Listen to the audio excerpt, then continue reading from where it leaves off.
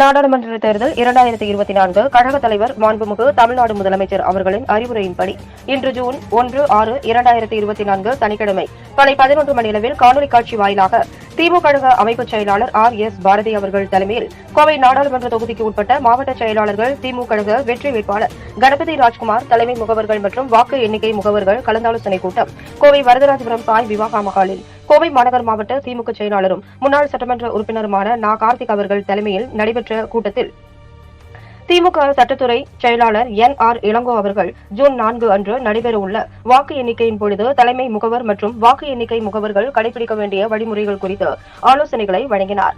இக்கூட்டத்தில் கோவை வடக்கு மாவட்ட செயலாளர் சோ ஆர் ரவி, திமுக கழக வெற்றி வேட்பாளர் கணபதி ராஜ்குமார், திருப்பூர் வடக்கு மாவட்ட துணை செயலாளர் குமார், தலைமை முகவர் கோவை நாடாளுமன்ற தொகுதிக்கு உட்பட்ட கவுண்டம்பாளையம் சட்டமன்ற தொகுதி, கோவை வடக்கு சட்டமன்ற தொகுதி, கோவை தெற்கு சட்டமன்ற தொகுதி, சிங்காநல்லூர் சட்டமன்ற தொகுதி, சூலூர் சட்டமன்ற தொகுதி, பல்லடம் சட்டமன்ற தொகுதி ஆகிய தொகுதிகளுக்கு உட்பட்ட வாக்கு எண்ணிக்கை முகவர்கள் கலந்து கொண்டனர்.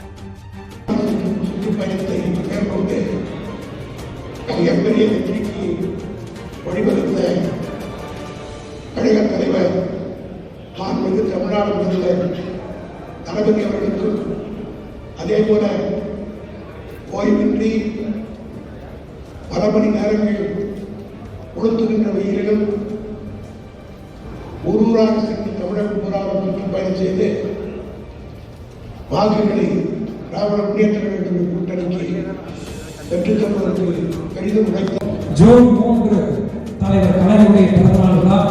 தலைவர் கலைஞர் பரிசாக கோவை நாடாளுமன்ற